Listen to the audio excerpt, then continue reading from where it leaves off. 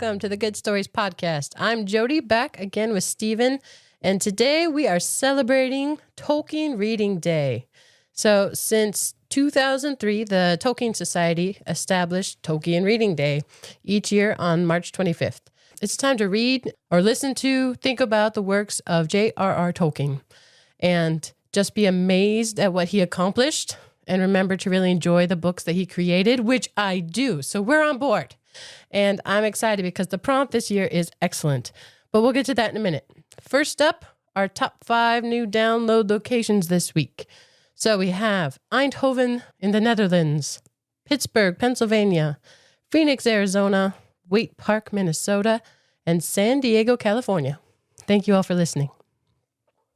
So this one's a little bit different. We don't have a plot summary or anything because the world of Tolkien is immense. Middle-earth and all the sundry things that go along with it. But first I want to talk about March 25th. Why, Stevie, do you know why Tolkien Reading Day is set on March 25th every year? Because on March 25th, the ruling ring was destroyed. Seems like a good thing to celebrate. I think most people at least are familiar with this story since the movies were made a long time ago now. But the books are something exceptional and special. And I'm referring to the trilogy, the Lord of the Rings trilogy. I mean, Middle-earth, kind of the idea starts with The Hobbit, but then there's the trilogy. And March 25th is the start of their new year. It's the start of a new age. It's when they celebrate the passing of darkness and evil in that world. And I believe it's also when Sam's daughter is born. Oh, I think that might be true. Good catch. So it is the passing of shadow, but also a return of life, the return of the king. So what a cool day to commemorate it. And I just looked it up a little bit because I figured there's a reason. Tolkien had reasons for so much of what he wrote, complexities. So I'm going to read you some writings from Catholic tradition. They reference, actually, Jewish tradition gives the date of March 25th to be Abraham's sacrifice from the Old Testament. Really? Oh, I didn't know that. That day, same day, was also regarded as the date of creation of the world. The day when God's word went out, let there be light, and there was. And also considered the day of Christ's death on the cross. Also the day of his conception. So in the story, Frodo sets out from Rivendell on December 25th, the day of Christ's birth, and it's all reset. The new age has come on March 25th. Do you think it's on purpose? I think a lot of that is on purpose. I don't know that every one of those he was aware of, but definitely the year cycle stuff in the Catholic faith, he was well on that. I mean, we've seen that in a bunch of his other writings. And I guess, again, spoilers, we're not going through these stories beat by beat, but we are going to be talking about multiple Tolkien stories and spoiling them with impunity. So if you haven't read them, go read them. But when we did like Farmer Giles of Ham, the liturgical year was such an important pacing for that book. And so it was clearly something he lived with, experienced, and thought about when he was crafting his stories. Well, I found a quote from, it referenced the Catholic Encyclopedia, so I'm just going to read it. The coming of our Lord and his death must have coincided with the creation and fall of Adam. And since the world was created in spring, the Savior was also conceived and died shortly after the equinox of spring. The ancient martyrologies assign March 25th as the creation of Adam and the crucifixion of our Lord. Also, the fall of Lucifer, the passing of Israel through the Red Sea, and the immolation of Isaac. They put a lot on that date. Yeah, seriously. I did not know that. To me, it was the date that the ring was destroyed. Yeah. That's where it all starts. And little Eleanor was born. That's right. A couple years after, but on the anniversary of the new year, she was born. So, as Stevie mentioned, we're not going to go through all these stories. There's too much. But I think you can still enjoy this, even if you haven't read them or aren't so familiar. We'll try to give some mini stories around, and you'll just miss some of the wonderful connections. So, truly, if you've never read them and you are a person who's only seen the movies or heard of them, go read them. They are so worth it. And even if it takes you years to get through them, enjoy every minute of it. That's my recommendation. I agree 100%. They are, I think I've said it before on this show, The Lord of the Rings is full stop my favorite work of literature ever. And I've got pretty broad taste in literature. There's a lot I enjoy, but Lord of the Rings is the crown jewel as far as I'm concerned. Do you remember when you first read them, the trilogy? Second grade. Really? Mm-hmm. Wow. I think I was probably fourth or fifth grade, but age recommendation, anyone could read them. I think most second graders, it might be a little beyond their desired length of a book. They're very long. But you could certainly read them to a second grader. Oh, yeah. Yeah, that'd be awesome. Yeah, and every time I read them, like a lot of books, but especially the Lord of the Rings trilogy, I get more out of them. I got more out of them just thinking about our prompt today, which was not set by us, but I do think it's a great prompt. Unlikely heroes. I love that prompt. And it's a fun way of approaching the stories. Yeah, to me, this was an excuse to kind of speed scan through Tolkien and to think through the different characters and to think about what makes a hero and what makes a hero unlikely. I mean, it just seems like a fun discussion prompt, and I'm excited to talk about it. Well, I misled you to start and said unsung heroes, but I looked it up. It's unlikely. And there's differences. I mean, there's similarities, definitely, but I think unlikely is broader. It's a broader category. There's more that you could apply to it, especially inside of Tolkien's writing, where he emphasizes the value of things like mercy and pity. So, do you want to just jump into some? Let's jump in. You're right. I did have to kind of rework my brain when I looked that up because there were some unsung heroes that don't really fit the unlikely hero mold. But there are also unlikely heroes that don't fit the unsung hero mold. So fun to talk about, and let's do it. I think we should start with The Hobbit. The Hobbit is, in many ways, the first entry point that a lot of us had into Tolkien, and so it seems like a good place to start. And just full stop, can you get any more unlikely heroes than hobbits? That is exactly what I wrote down. Hobbits. Across the board. And there's going to be a couple specific hobbits I'm going to mention, but honestly, I kind of shied away from the common ones, the ones everybody knows, because everyone knows them, but every hobbit is an unlikely hero. But the Shire produces so many, and they're great. Yeah, so The Hobbit references Bilbo. And we went through The Hobbit start to finish a while ago. That was probably, it was episode 10. That was a special number for us. Yep, we were looking for a big one for our 10th episode, and we did The Hobbit. It seemed bold to even try it, but I'm proud of what we came up with on that. Well, Bilbo's awesome. So, like, I talk about the Lord of the Rings and the trilogy because it is the epic and there's so much to it and so many layers. But Bilbo, I mean, it's like a first love. Just, I love Bilbo, always have. And while Frodo and Sam are wonderful, Bilbo. He's Bilbo. Yeah. He is the Hobbit. The finder of the ring. And so unlikely. He was sitting at his front porch smoking when Gandalf showed up. He didn't even want to go on the adventure, but he ended up going, and the Middle-earth was never the same again. And can you imagine what would have happened if he hadn't gone on that journey? If he hadn't had the unlikely things happen to him, like finding the ring? If he hadn't received the gift of mithril mail from Thorin, Frodo would be dead in Moria. I mean, so many things. I told you spoilers. I'm just going to throw these things out. But yeah, it is. He is the unlikeliest of heroes, but so important and so wonderful. Yeah, this in many ways will be a nerding out episode just on Tolkien in general and his characters. But I do think you can learn something about the stories if you haven't read them. But for people who have, I've never met somebody who loves the stories that's like, no, I don't want to hear that. I'm done. I'm done talking about that. No way. Absolutely. Anytime I hear there's a new Lord of the Rings podcast, I'm like, well, I could go through the Lord of the Rings again. Yeah. Yeah.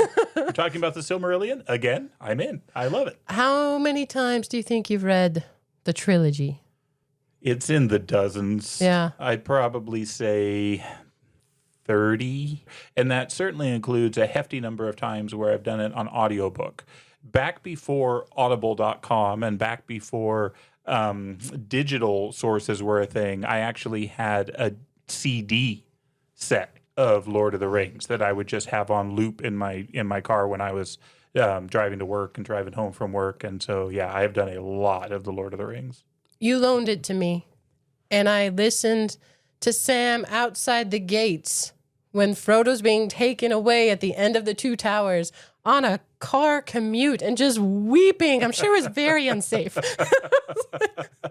So plan the timing for the hard parts. Very important. And I have to confess to that as well, because since I was researching for this podcast, I was kind of hopping through my favorite parts and going favorite part, favorite part, favorite part.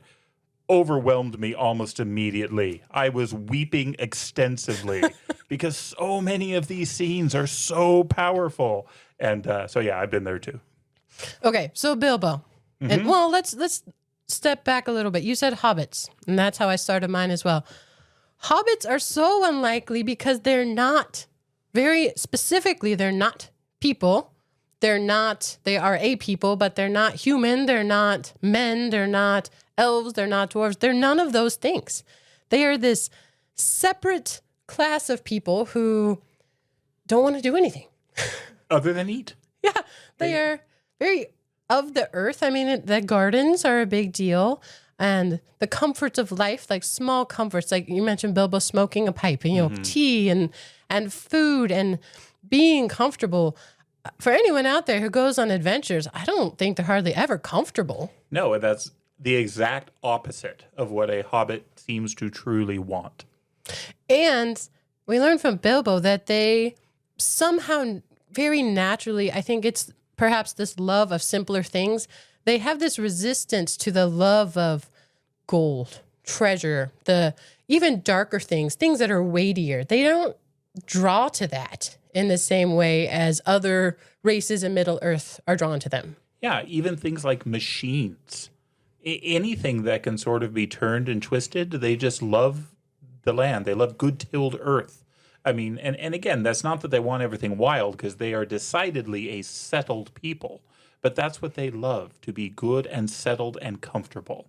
A hobbit hole means comfort, we learn in the opening to The Hobbit, and it just stands true. I think over and over as I was going through my unlikely heroes list, I was just so impressed with Tolkien as an author, where he makes it believable. He makes up this cozy little chubby race of creatures and makes them so endearing, and yet somehow there's this streak of activity inside of little Bilbo that he didn't even know was there, and somehow gets tugged on and prompted and pushes him out the door. I love the description of them being tough as old tree roots. Anybody who has ever taken an axe to an old tree root knows that's pretty darn tough. And it's just fundamental for who the hobbits are and what they are, and especially the best of the hobbits. And Bilbo is up there with the best of the hobbits. So one of the reasons that Bilbo himself is an unlikely hero, I think, is because he is so scared.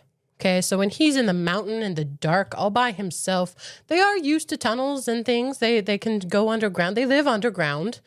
But even when he's so scared for his life, and rightly so, he does show pity. He shows mercy. He doesn't kill Gollum, the creature Gollum, when he has the chance. And I think it's just highly unlikely to have a pun game, a riddle game down in the dark by this mire in a mountain. Also unlikely. True, but he pulls it off. It is fantastic. And he rewrites it later, which is great too.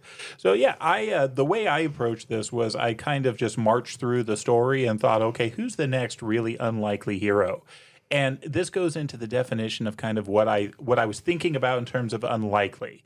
Because I'm going to go with Elrond. Elrond, half-elven, as an unlikely hero in The Hobbit. Now, on one level, there is no more likely hero than Elrond. He is a lord of elves. He was the brother of the first king of Númenor. He is literally the son of the morning star, Eärendil. He is wise and strong and noble, and we learn later in The Lord of the Rings, he's one of the wearers of the great 3 elven rings. And so he has hero material stamped all over him. But what makes him unlikely is his treatment of the dwarves. Because the dwarves and the elves have ages of enmity between them. There is so much fighting and death between the dwarves and the elves. And Elrond experienced that. He was part of it. He was around for the fall of Doriath and the dwarven invasion. He was around for the death of Thingol. I mean, he saw these things, and yet he welcomed the dwarves with love and compassion. He shared wisdom and guidance with them, and that's unlikely. You do not expect that between elves and dwarves, and it speaks to the greatness of the character of Elrond and him being an unlikely hero in this story, although the likeliest of heroes in all other stories. Fair point. I had not considered it. The word unlikely pushed me towards just unlikely circumstances, because there are some crazy ones that even as a kid, as a child, I thought that's amazing. The map when they're in Rivendell in The Hobbit. Yes. And there's a specific moon shining on the map at the perfect time, the moon in the right phase that they can see the moon letters. The chances of that just floored me. Like the statistics, virtually zero. And it works. Clearly, this was meant to happen. Yeah. And those moments, I think, can bother some people. But Tolkien even said grace and providence are built into these stories. And whether he did it consciously or unconsciously, I found a couple different quotes about that.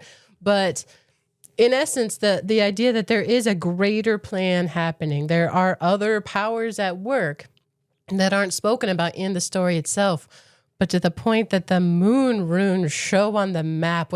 I just love it as a concept. I think it's beautiful and amazing.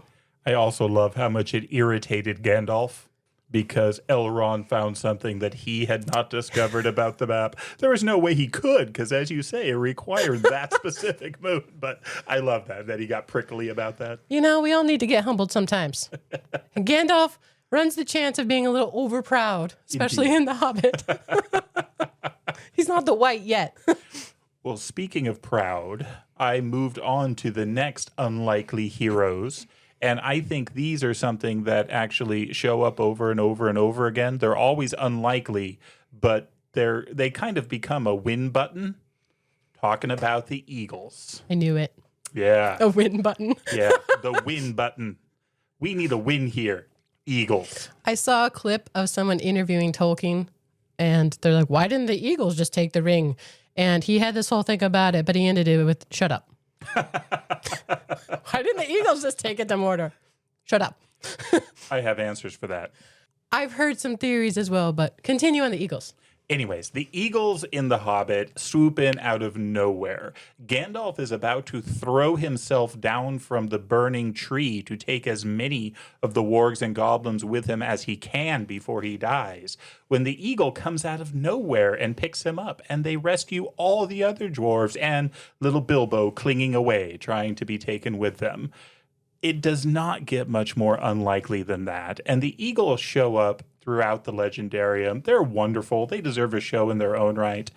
In Tolkien's view of the world, the great lowercase god that kind of rules the earth under the authority of the greater god that commissioned him is someone named Manwë. And Manwë is the Lord of the Air and Lord of the Eagles. And so the great eagles show up throughout the Silmarillion. They're often a herald or a messenger of Manwë. They bring him news, and several times they bring salvation. They're able to swoop down and bring, unlikely humans into the hidden realms of the elves. They come and fight some of the great battles. The very final battle of Wrath, where the forces of the children of Iluvatar take on Morgoth for the last time. This is where Morgoth launches his flying dragons. Up until that time, there were no flying dragons, but the flying dragons come out, and it is the eagles, along with their Arendelle, that are able to take them out and save the day. So the eagles have a long history. It is interesting in The Hobbit. I was wondering, they talk about the Lord of the Eagles of the Misty Mountains. And I wonder if we know his name. We don't, and there's argument. So the Lord of the Eagles In the Silmarillion, the original eagles, the servants of Manwë, is Thorondir. And so I always kind of thought, well, maybe that's the same guy.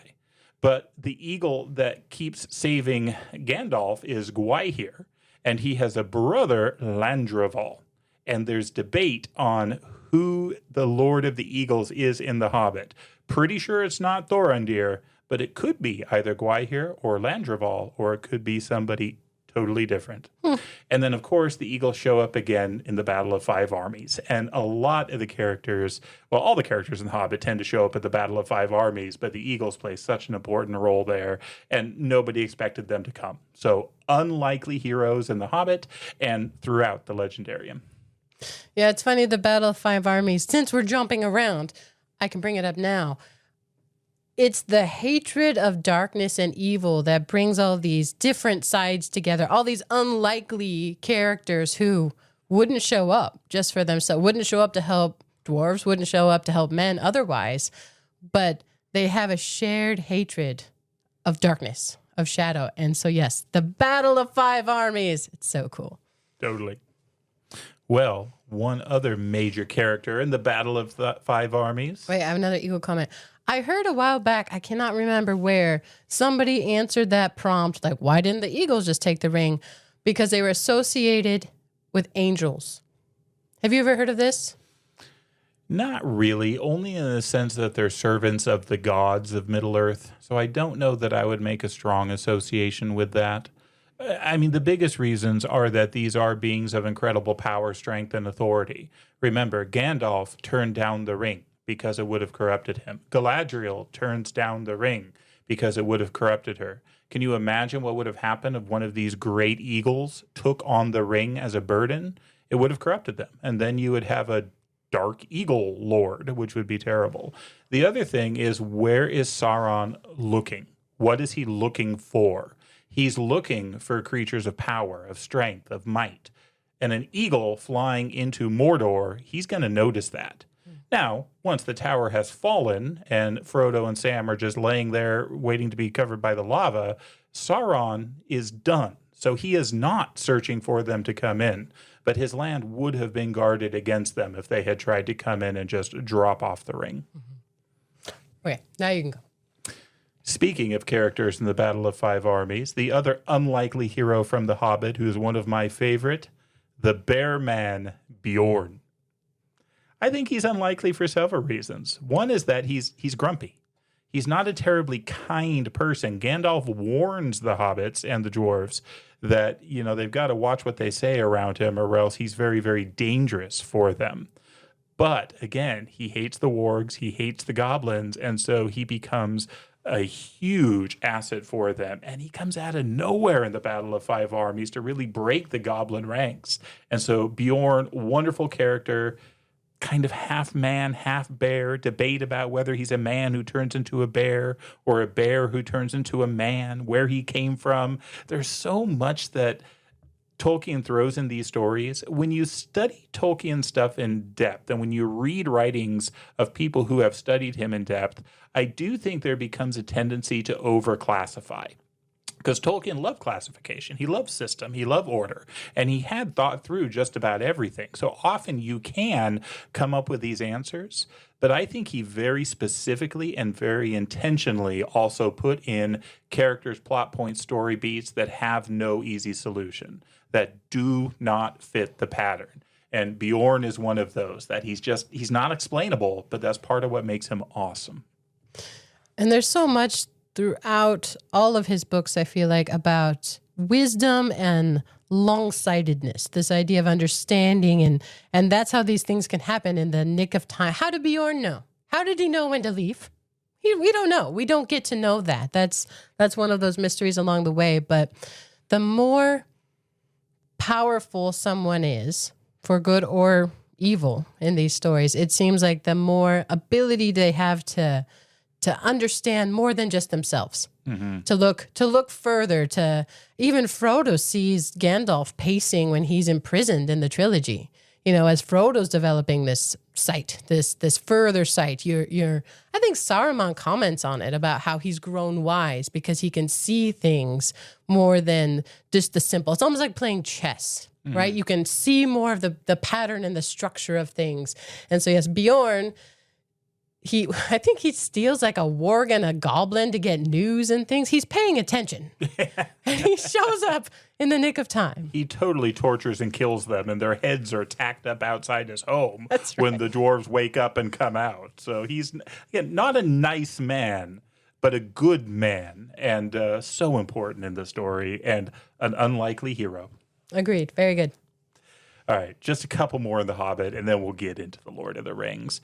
Bard the Bowman, right? The Slayer of Smaug. We are introduced to him because everybody is annoyed by his pessimism and the fact that he's always predicting poisoned fish, right? This is not the guy you think that was going to be the savior of Lake Town. He's like the Eeyore of the lake, of the lake town. Yeah, and everybody knew it. But he was the guy that you could rely on. He is a descendant of the kings of Dale.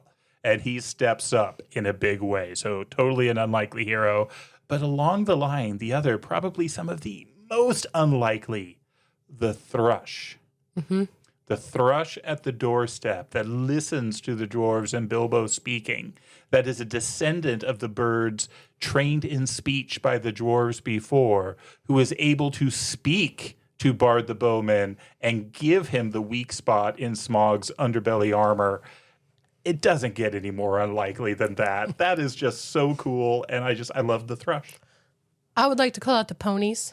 Good little ponies. They worked really hard, and yet they all get eaten by Smaug. Mm-hmm.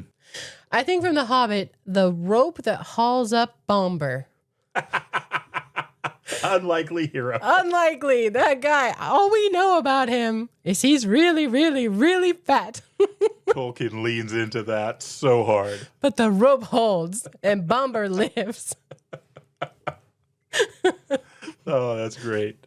The last unlikely hero that I wanted to mention, because he certainly isn't looking like a hero for much of the story, but Thorin Oakenshield. When he comes out during the battle, because they have forgotten about the king under the mountain. And when he jumps into the fray, I lose it every time. I love that scene. So, unlikely hero. Well, in the redemption of Thorin, because he wasn't looking real good as king under the mountain. Pretty awful, actually. And then he is redeemed by this noble choice. And yes, the exit out from the mountain in their armor is epic. It's legendary. So cool. Yeah, love it. There are more. I mean, there are so many unlikely heroes, but I think we should move on to The Lord of the Rings. We should move to the trilogy. Yeah, so this is where it gets hard because the characters in the trilogy run throughout the trilogy, and they're long books. They go for a long time, but hobbits, as you say, the most unlikely of heroes are the hobbits still. So number one, I put Frodo. Mm-hmm. Yeah, I don't see how you can argue with it. It's like Bilbo. Nobody would expect him to do what he did. When he is in the Council of Rivendell, and Elrond says that if even the great elf friends of old, Hurin and Turin, I mean, to be listed among those characters, incredible. And yet he is and should be. So Frodo, wonderful. And he shows his heroism over and over through the story. And again, we could just go down the list of hobbits, and maybe we will. But yeah, Frodo, top of that list, and right next to him, Sam. I go way more on Frodo. Hold up. Okay, so in case the story isn't quite familiar to you, there's this ring, and it is danger. It sucks anyone who wears it or even carries it into madness and danger. It makes them evil, turns them evil. But the Dark Lord is looking for it, and this unlikely little hobbit ends up with it. He inherits it from Bilbo, who turns it over himself. Must be noted. Very important that Bilbo lets go of the ring himself. But Frodo doesn't want it. We said earlier, hobbits don't have that desire for gold and pretty things. He didn't really care about it. When he first gets it, I think it lives in a box for a while. He doesn't really, he knows it has powers. It can make you invisible when you put it on. Cool trick. But it's not until the story kind of gets moving along that they learn there's more to it. But Frodo, throughout, doesn't want to carry it. In that council you mentioned, he wants to go home. He's ready to go back to the Shire. That is where his heart's desire is. But over and over again, he puts his self, his own preferences aside and says, this is mine to carry. And has to do with that longer sight, that longer vision. I think from pretty early on, he can tell that others aren't able to carry it. There is a danger to doing so. And Gandalf helps him understand that as well, for sure. He has helpers all along the way. But Frodo, I think in the movies, he isn't written nobly. Is that a word? Nobly? Yes. He is far more noble in the books as his understanding and burden and responsibilities grow. And for sure, the ring also starts to take hold. So it'd be harder for him to give it up. But at the council, when he offers to go, he's still willing to let it go at that time. The other thing that comes out of the books that you don't see in the movie is how old Frodo is. Mm-hmm. Because in the movies, Elijah Wood, I don't know how old he was when he filmed it, but he looks like a teenager. I think he's like 20-some. Yeah, he looks young. He looks inexperienced. He looks naive. Frodo is 50 when he goes on his journey. I mean, he is older. He's lived life. He has done adult things. And that's a whole different approach to this because it's not a youthful, I'm going to go do this in the spirit of adventure. It's a much more grave understanding of what he's getting himself into. And though none of them can understand the full depth of it to begin with, Frodo, I think, understands more than most. I mean, he's an elf friend from early on. I mean, he has wisdom. He has sight, which, again, only develops as he goes along his journey and as the ring starts to work on him, as he has to increase in strength in order to resist the strength of this domineering ring. And again, Tolkien does such a good job making it believable inside the story because he's 50, he's of age, he wants to follow Bilbo though, and that is a draw because he's heard these stories his whole life since he was a little boy. And so that is a draw, but he drags his feet to leave. It's not that he does it all right. Like a dummy, he puts on the ring in the bar. Yeah, that was an accident. That was an accident. He shouldn't have been on the table. That was a mistake. Pippin was going to talk. He had to silence Pippin. And yeah, it was a mistake. I do love that the song he sings, though, the play on the cow jumped over the moon, but it's made into this whole funny rhyme that Bilbo had come up with, which those are just tucked into this story. And the guy who you mentioned, the CDs that you could listen to the audiobook, he actually sings them, and he did a pretty good job. I love it. It was one of the things I enjoy about him as a narrator. For the audiobooks, there's a few different narrators over time, and they're all good, but my recommendation is Rob Inglis because he sings, and that's wonderful. Some of the songs, though, are different from the tunes in my head. Yeah. Because even as a little boy, I heard music to these as I was reading them. And so I had to get over that a little bit, but he does a fantastic job. So we will come back to Frodo because that's just kind of the beginning of the story.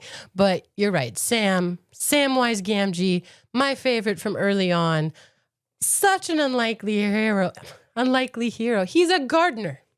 These things are respected in the Shire, but still he's a servant. He works for Frodo.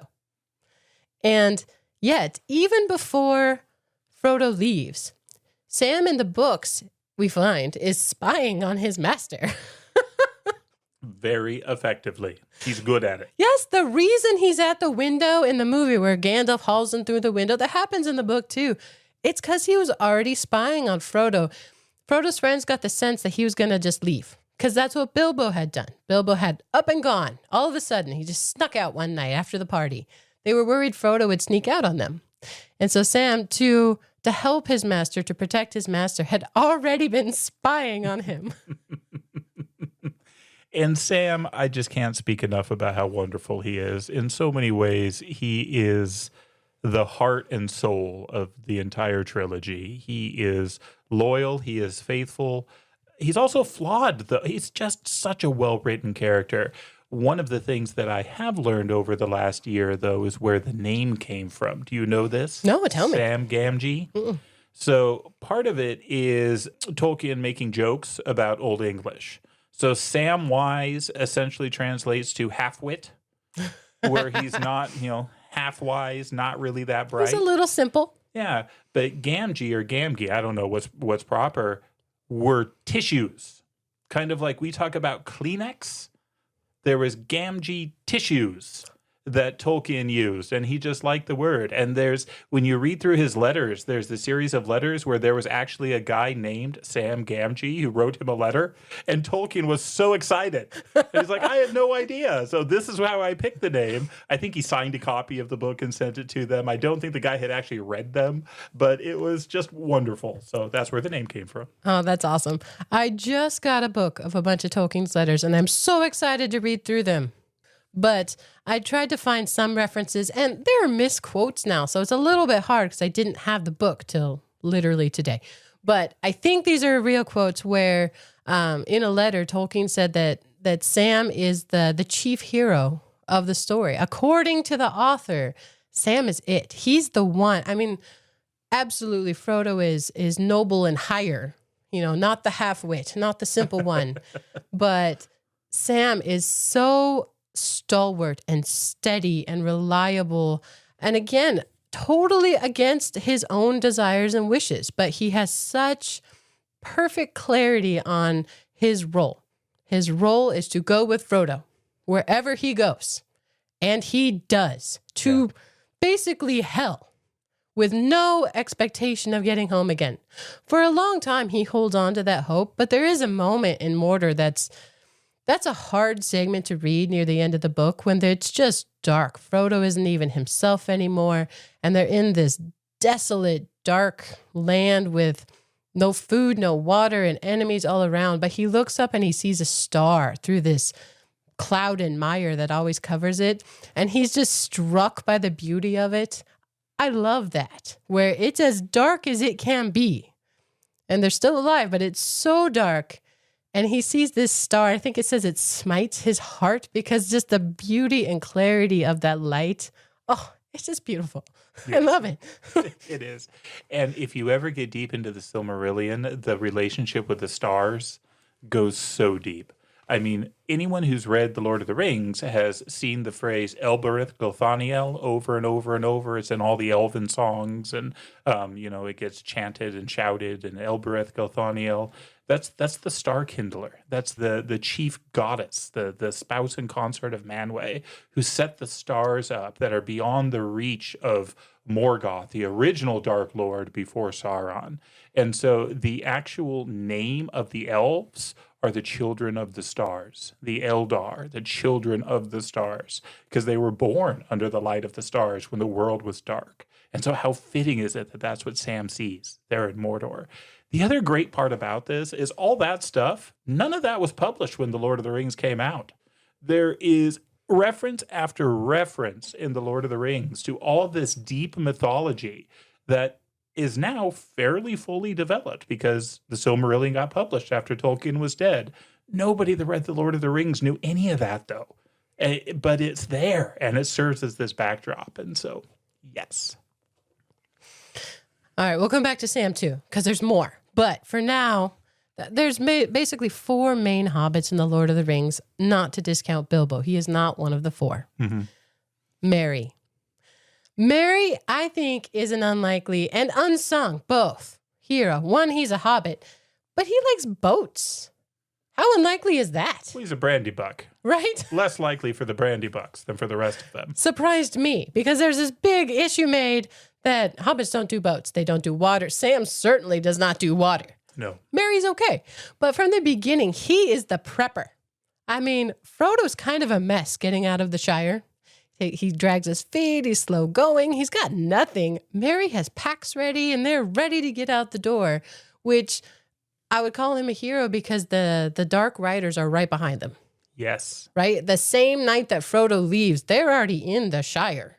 So Merry's preparation and his back door, though things go sideways, but that he has a way out of the shower that's not along the roads. Mm-hmm. Amazing. And a hot bath. If you're going to go adventuring, they get clean before they launch off. Very good. There's another great song with the bath. I do like that One of my favorites. Yeah. No, I agree with you. Reading the last time I went through The Lord of the Rings, that really stuck out to me is how good Merry was at that administrative organization leadership role. For much of this, he is not called upon to leadership, but there in the Shire, he shines. And you're right, they would not have gotten out without him. And very, very, very important. Yeah, and I'll push forward in the story with Merry, I think, because he and Pippin are the two who get captured by the orcs. Okay, at the splitting of the fellowship, they are taken, and Merry and Pippin together are the two which, so unlikely, they trigger the Ents. Yes. The Ents who can't do anything. They take forever to do anything at all. They're basically tree people. Merry and Pippin trigger them. I think Gandalf calls them the small stones that start the avalanche.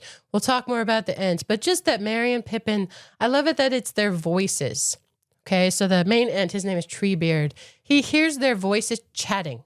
Just their happy chat. It's not even happy. It's just how they talk to each other. They're dynamic together, the two hobbits, when they've just been hauled around and tortured, whipped and run for days and had to drink orc goo and disgustingness.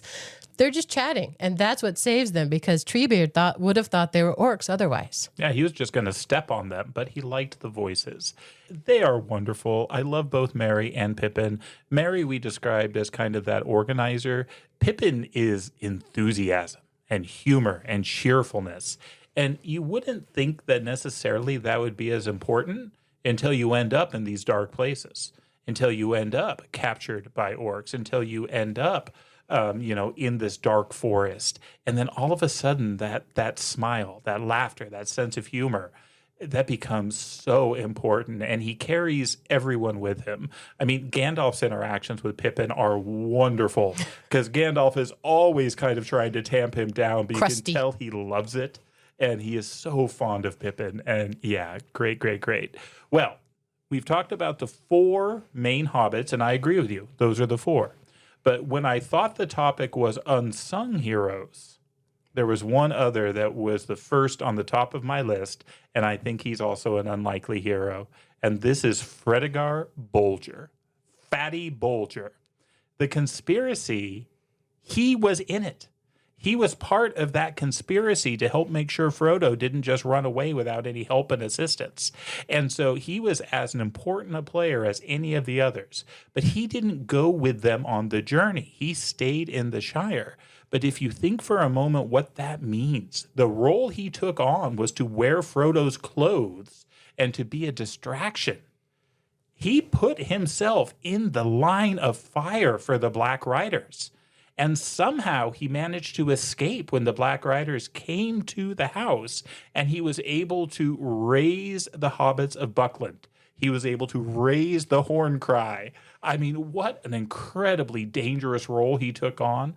What an important character, but it doesn't end there. So skipping to the end, the Scouring of the Shire is not in the movies, but is such a key part of the books. And in the Scouring of the Shire, once Frodo and the other 4 basically put everything to right, they release the hobbits that have been locked up by Sharky Saruman at the end.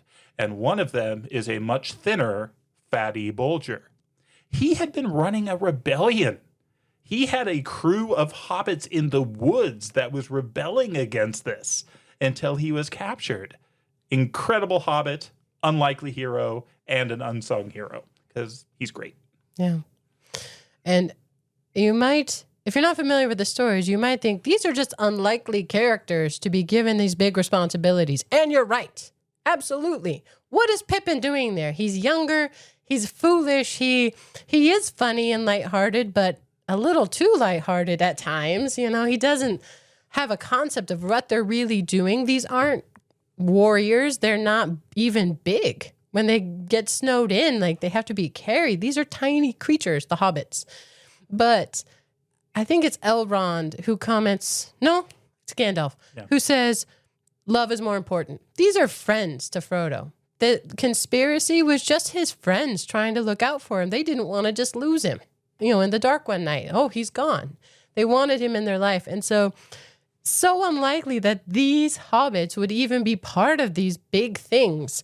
Oh, but it's Elrond who says it at the council. He says, the small hands do the thing, do the deeds, because they must, while the eyes of the great are elsewhere. These are small hands, but they are offered freely and with care and love. And that means so much inside of these stories, that loyalty and love to each other within the group. Very good. The next unlikely hero is one of the strangest and just most unlikely characters in all of literature. This is Tom Bombadil, who is a merry fellow. Bright blue his jacket is, and his boots are yellow. The way he talks. He's just loud and boisterous and big and confusing, but he saves the hobbits. And he saves them more than once. He saves them from the willow, and when they leave him, he saves them from the barrow-wights, these terrifying creatures of darkness and cold. Just what an incredible character, but so unlikely. Just this guy in a hat living in the forest, dancing around with his lovely, lovely wife. Singing nonsense. And that's so unlikely to me that he marries the river daughter. Doesn't he get annoying? I think they live apart part of the year. Tom does seem like he could be a lot. It could be a lot. Yeah. But he can also listen.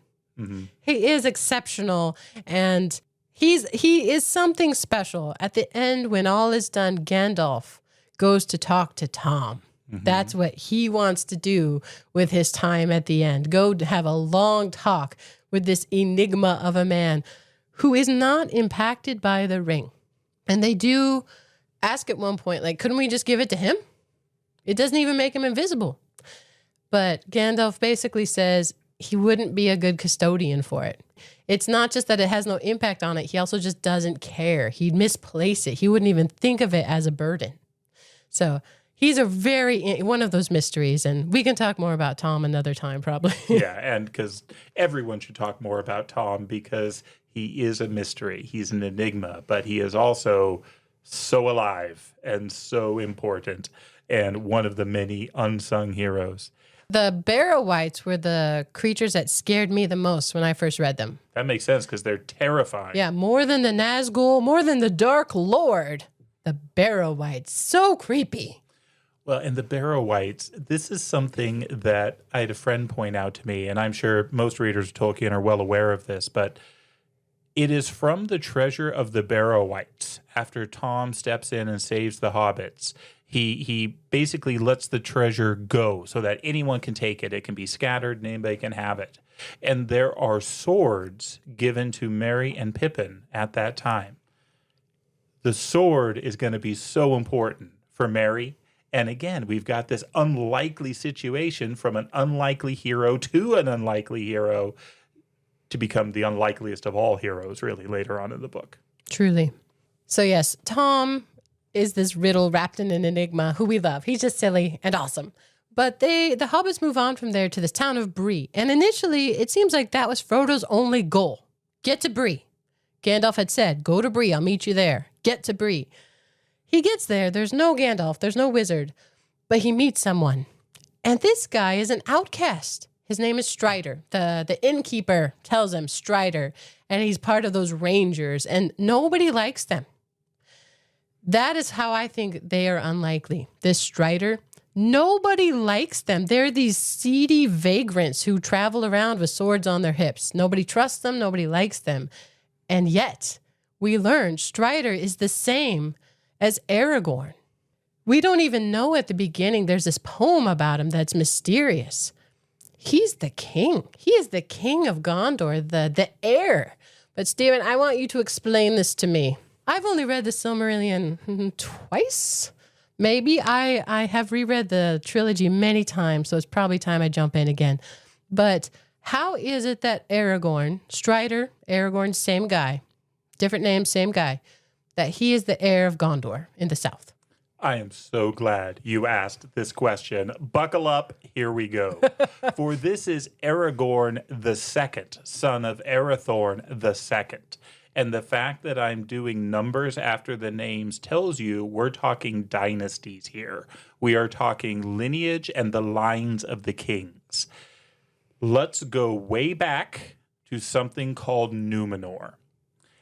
In the Silmarillion, there's this long sequence about the elves. That's really kind of the Silmarillion proper. And that all ends with something I described called the War of Wrath, where Morgoth is eventually overthrown and put down. And this is done by a character I mentioned called Eärendil. Eärendil has two children, Elrond and Elros. Eärendil is referred to as the half-elven, as is Elrond and as is Elros. So they have human lineage and they have elven lineage. And they were given the choice at this time which line they were going to go with. Were they going to be elves or were they going to be humans? And Elrond chose the elves, but Elros chose the humans. And this ancient race of men who fought with the elves against the Black Lord Morgoth were given an incredible gift. They were given an island in the middle of the sea, very near to Elvenhome in the west. And this is Numenor. It basically becomes an Atlantis story. It's this great race of kings, this great race of people and seafarers that start noble and good, but then over the years they degenerate into evil and wickedness. But Elros, the brother of Elrond, is the father of this line, and the bloodline goes down unbroken through the kings until you get to a nobleman called Elendil. Wait, one question. Was Elros then long-lived like Elrond or short? Still long-lived, but shorter than if he'd chosen as an elf? He was long-lived like Aragorn. So the men of the West, the Númenóreans, lived longer than you and I are going to live, but they were not immortal as the elves are. Elrond will never die unless he's killed. Elves do not die of old age. Men do. But the line of Numenor was given long life, so they would live 500 years, 800 years. They would live a long time, and that was part of the gift. But even that started to wane as they turned to evil and darkness. The length of their lives decreased. And so you have this line of Elros, but there's splits in the line, and then that brings us to Elendil. Elendil was not the king of Numenor, but he was a noble and he was in the line of Elros. And he had two sons, Isildur and Anarion. Now, you may be recognizing names like Elendil and Isildur because they show up a lot in the history of the Lord of the Rings. They fled from Numenor when it was destroyed, and they settled in Middle-earth, and they made basically the kingdom of the West. They actually made two kingdoms, Gondor and Arnor, and they had different names, and these names changed over time. But you had the northern kingdom and the southern kingdom, and Elendil was the high king over both kingdoms. And he ruled from the north kingdom, which was the greater kingdom. Gondor was actually the lesser kingdom at the time. You then have the last alliance between elves and men. This is what you see at the opening of the Lord of the Rings movie, where they fight Sauron, where he's overthrown and they cut the ring from his hand. Elendil dies during that battle, and it is Isildur, his oldest, who cuts the ring from Sauron's hand, takes the ring, and that starts this whole process that leads into the Lord of the Rings. His brother, his younger brother, Anarion, had also died before Barad-dûr in that battle. So you have only Isildur left amongst those first great three. When Isildur leaves, he heads to the north. That's where he's going. He's going to the north because that's the mighty kingdom. But he stops in Gondor first, and he gives the rule to the son of his brother. So this is the nephew of Isildur, Anarion's son, and he becomes king in Gondor under the rule of the high king of both kingdoms. Well, Isildur dies, never makes it to the north, but he has heirs that were left in the north, and these becomes the kings of the northern kingdom. So after Isildur, you don't have joint kingship. You don't have one high king over both. You have the king in the north, you have the king in the south, and they're not at enmity. They're not fighting against each other, but they've got enough to rule on their own. What happens over time is Gondor stays strong. but the line in the north gets overthrown. The Witch King of Angmar, the Lord of the Nazgul, he is the ruler of Angmar who fights against the north and ends up overthrowing it. And so the kings of this more important, more powerful, higher northern kingdom end up going into hiding, and these become the Dunedain. And the chiefs of the Dunedain are descendants of that king of the northern line. I'm going to pause there. Does that make sense so far? Yeah, except for the timing with the Witch King. So the Witch King becomes one of the Nazgul.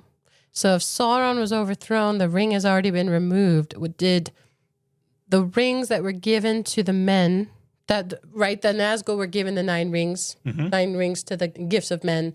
And what's the chronology of when he became a Nazgul versus the Witch King? Was he already a Nazgul when he took down the Northern Kingdom? I would say yes. I don't think he had fully faded at that point, because remember, the rings given to the men faded them slowly over time. He was already, though, a powerful sorcerer and a king when he was given the ring. And then, of course, the ring gave him essentially unending life, or at least unending years, but he continued to fade until he became a Nazgul in full force. I haven't looked at the maps. Like, do you know the route that the Gondor peoples would take north to the Northern Kingdom? Like, does it route it through Isengard and Orthanc and all that? That'd be so cool if there's a map out there. There are maps out there, but I don't have an answer to that off the top of my head. Okay. So where we've left this then is we have a king in Gondor, and then we have a fallen kingdom in the north. Arnar is gone, but you still have the kings of the north living in direct descendant from basically Isildur's heir. And so this is where they have his sword, the sword of Elendil, that's passed down until it finally comes to Aragorn. In Gondor, you eventually have a king. The Witch King causes so much trouble. He challenges the king of Gondor to single combat, and the king accepts, rides into Minas Morgul, and is never seen again. So it was a pretty stupid thing to do, but here you no longer have a king in Gondor. By this time, there was so much infighting between the nobles that they couldn't decide on who the next king was going to be, and so this is where the stewards step in. And so the steward stepped in to take control until the king returns. Now, again, I don't know that they really thought a king was going to return, because who could have a claim? Well, the answer is Aragorn, because Aragorn comes in direct line from Isildur, the High King of the North. And so when he steps in and takes authority, he is now resuming that high kingship of both the North and the Lesser Kingdom in the South. Whew, that was big. All right, good job. I hope that was clear and it wasn't totally... No, that actually helps me, because I've always wondered, and I knew the Witch King was part of it, but that fills in the pieces for me. And then in particular as to why the Rangers, the Dunedain, do what they do. They're still protecting their people. They're still protecting their lands, but they don't have the means and the power and the might to do more than that now. But Aragorn has this wonderful speech about, it's the innkeeper, I think, that he has no idea, right? He insults me, but he wouldn't have it otherwise. This idea of protecting innocence is worth it. Not with any kind of begrudging or anything else, but so unlikely that I called him seedy vagrants. That's what he looks like in my mind. Yeah, this rogue, right? This tramp that is going to all of a sudden save them and become the High King. I mean, Aragorn is one of the greatest characters ever. Absolutely. But certainly unlikely, especially when you meet him sitting in the corner in Bree, looking scary. Yes, he is. Here it is. I have a quote. It says, "Travelers scowl at us and they give them derisive names, like Strider. That is his name, although he is Aragorn, son of Arathorn." But the speech about the innkeeper is great. The innocence of ordinary people is something worth preserving, even if they seem foolish to the wise. So they have this claim on their attention, this claim on their power and their ability to fight and protect. And they do, and he's awesome. I also like with Aragorn that he has herb lore. I mean, he's a ranger. He's always out in the woods. And so he at some point commissioned Sam, right, to go find some herbs or looking to help Frodo. He knows about those things, herb lore, but he's also the king, the future king. The return of the king is titled for him. So cool. Yeah, he's awesome. Well, that one was a big topic.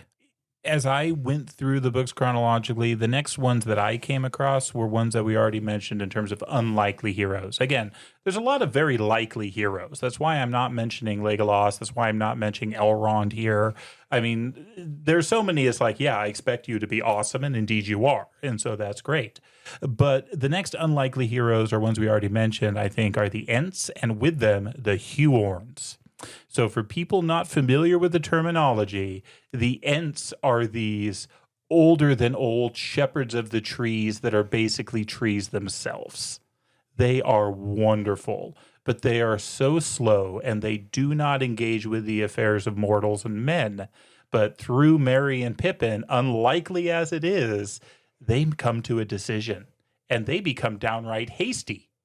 The Ent moot. At the end moot, the Ents are roused and they go to war. But with them, these are the shepherds of the trees. And there are trees that journey with them. And I've always loved this idea. The Huorns are these trees. They're scary. Yeah. And the orcs do not escape them at all. It says no orcs make it out alive. None. When they go into the shadow of the trees, because the orcs are basically overrun by the Huorns, this dark, scary wood on one side, and then the men of the Rohirrim, the horsemen behind them, which we're skipping whole chunks. This is so hard. Yeah. We're talking about just the heroes. We're not telling the stories. But the stories are so good. They really are. But the orcs run into the trees and none make it out alive. Yes, the Huorns, I totally wrote those down. It's interesting because they're not sentient exactly, but they certainly have awareness and ability, and they hate the orcs. The orcs burn. The orcs are destructive. That's kind of what they do. They kill and destroy. Trees don't like that. No, not at all. Makes sense.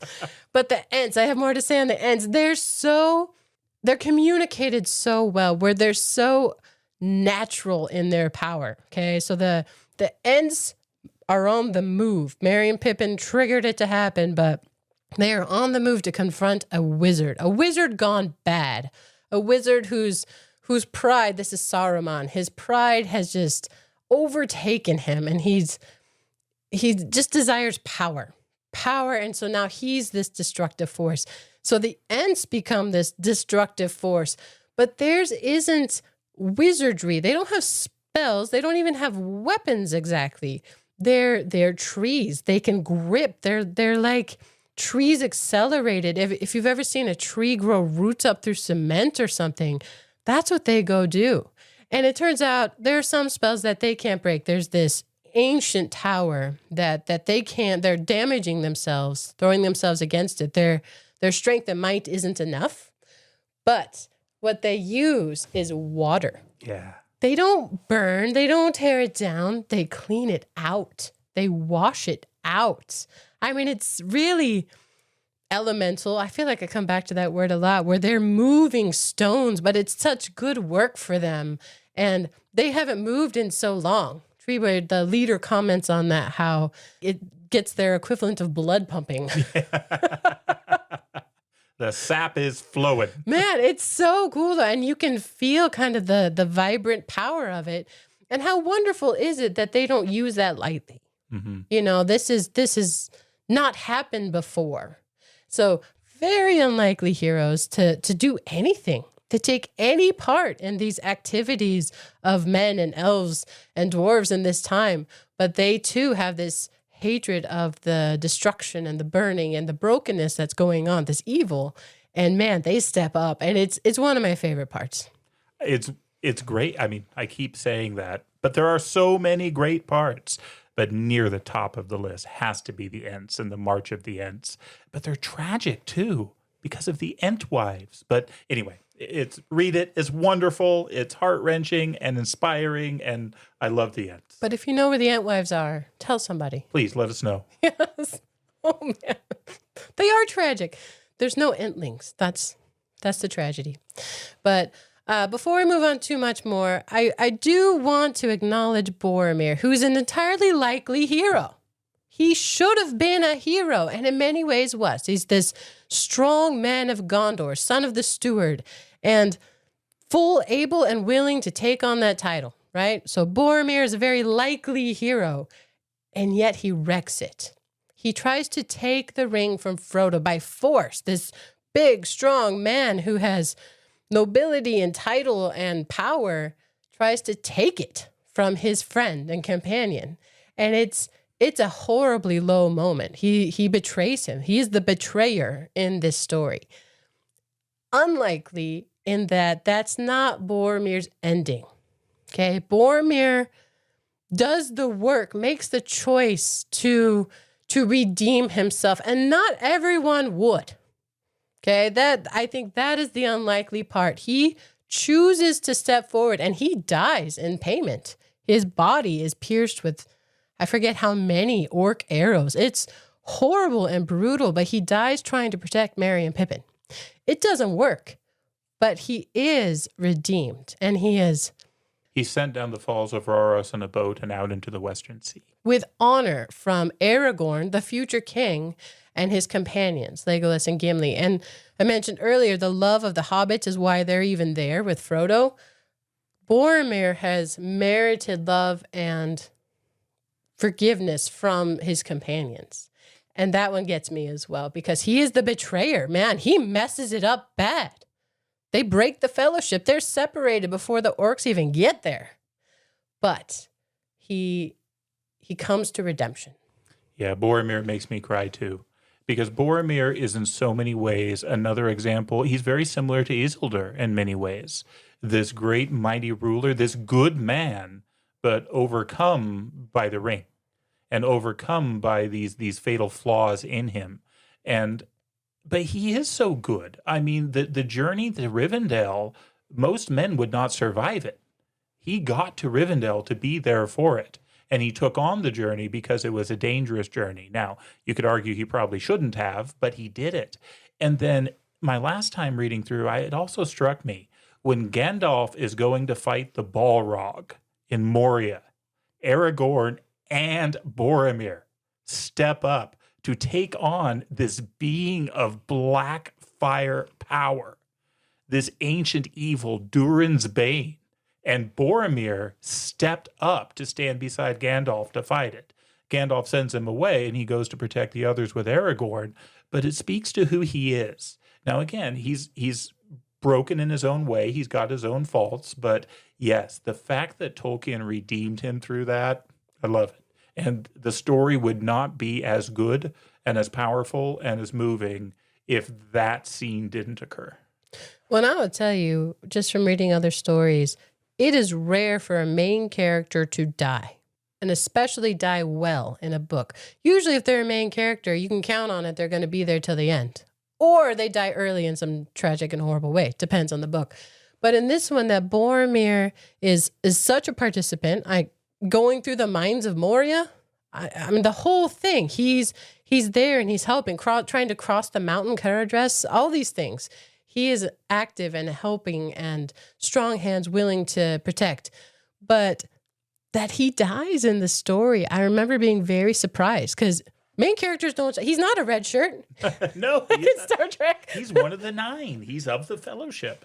But that he is written out of the story, but there is this wonderful story of betrayal, but also redemption through him. I had to call him out in terms of the unlikely nature. I feel like we're focusing on the unlikely, or I am. Mm-hmm. Unlikely that he turned, and he did. And he paid for it with his life.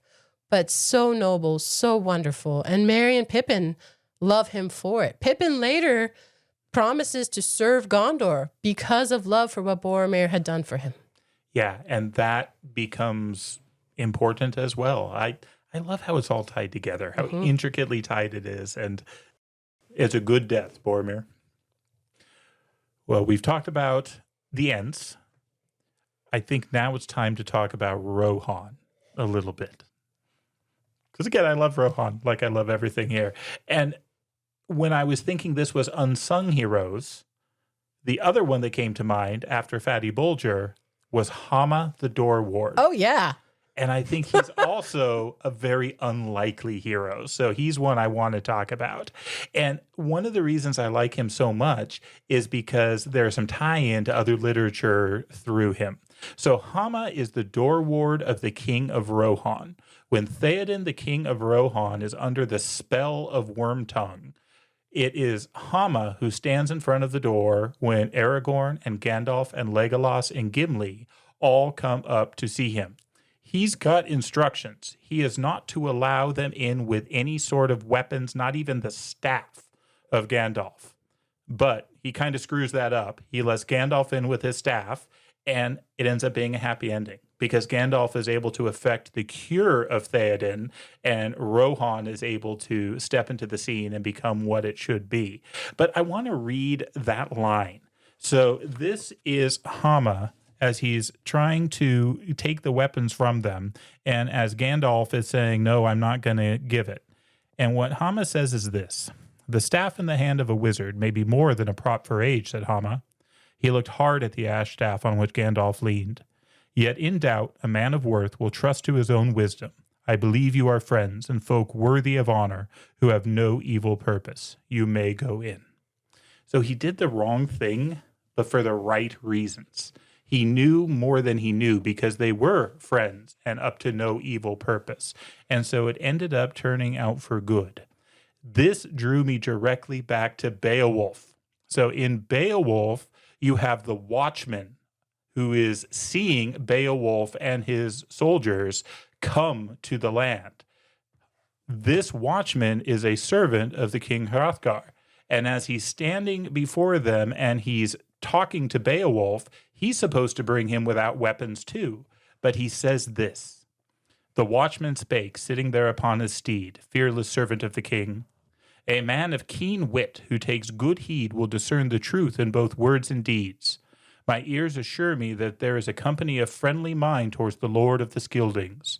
Go ye forward, bearing your weapons and your armor. I will guide you. And so, knowing how much Tolkien loved Beowulf, I have to believe that he was thinking about that when he wrote this, because to me, that seems like a very clear connection. Mm-hmm. I agree. Yeah, I enjoyed our Beowulf episode. So I've been told that we need to reference other episodes because we've done enough now, but I don't know what number that was. But we did Beowulf, and I learned a lot. It's super fun. And absolutely, Tolkien loved Beowulf. He stated so himself. He has his own translation. That's what I just read. Yes, exactly. So, yeah, highly recommend Beowulf if you like these kinds of stories. When it comes to the Rohirrim, the writers of Rohan, most of the other heroes at this stage were all ones I would expect to be heroes. When it was unsung, I was going to go with Erkenbrand, but again, he should be a hero. You know, Éomer should be a hero. Theoden should be a hero. And they are. They're awesome. Yeah, they're great. So as I moved through, the next unlikely hero that I came to was actually back with Sam and Frodo as they're walking through Ithilien and they come across Faramir, the brother of Boromir. Was he on your list of unlikely heroes? I think he's unlikely in terms of a helper. So yeah, we could go unlikely hero because Faramir, probably second to Sam, my favorite. That's a different prompt though. But Faramir is like his brother in that he is a strong man, a powerful man. He has title and ability, but Faramir has a broader view. And I think at some point it says he knows Gandalf, and they used to spend time more in books and learning and in conversation, where Boromir was more a man of action. And so, yes, of all the things, all the people for Frodo to happen across in Ithilien, so close to the Dark Land, the brother of Boromir. And I think he's unlikely for a number of reasons. One is you wouldn't expect the brother of the man who tried to take the ring by force to not try to take the ring by force. I would have expected him to be like Boromir. And he's not in that way. He's like him in many ways, but not in that way. The other thing is just kind of the abuse Faramir takes from his father. The fact that he can be as awesome as he is and as grounded as he is and as well-rounded as he is, all the time kind of fighting for the love of his father, I mean, that also makes him unlikely. But the other reason I list him as an unlikely hero is because Tolkien listed him as unlikely. This is one of my favorite lines from one of his letters. This comes from letter 66, where he says he's writing to his son, Christopher Tolkien, who is, I think, in the war at this time. And he says, "A new character has come on the scene. I am sure I did not invent him. I did not even want him, though I like him. But there he came, walking into the woods of Ithilien. Faramir, the brother of Boromir, and he is holding up the catastrophe by a lot of stuff about the history of Gondor and Rohan." I think that speaks to Tolkien's writing process. I mean, he planned a lot, but this major character, he just discovered him. He found him there. The story just flowed into him, and he is wonderful. It's funny I don't know if Denethor had the steward of Gondor. His name's Denethor. I don't know if he had other children. I get the sense it's just the two boys, Boromir and Faramir. And Boromir's the elder brother. Yes. But Denethor in the movies, they make him really gross. Like, really gross. But in the books, he's not. He's being twisted. He's overstepped his abilities. But it's interesting with having a favorite child, where Boromir is clearly his favorite. I think, though, Faramir is more like his dad than Boromir was. Gandalf says that explicitly. Yeah, Boromir was this man of action. For years, Denethor's been sitting on his steward throne, thinking, pondering. And it doesn't mean he didn't train. It says he still wears armor and he's still very strong and able. But he, too, has looked for wisdom and intelligence to the point that it cracks his brain. Mm-hmm. He oversteps his abilities there. He's not the king. He's the steward. But that he loved Boromir's abilities is so clear. And he's grieving. I think that is missed in this. Boromir demands to go on this adventure to Rivendell to find out the mystery about the dream with the halfling. Boromir demands it, and nobody's going to tell him no. He's the older son. And that dream originally came to Faramir, and it came to him more often to Faramir. It was only after Faramir had dreamed it many times that Boromir got it. And yeah, Boromir insisted to be the one, though Faramir probably should have been. The dream came to him.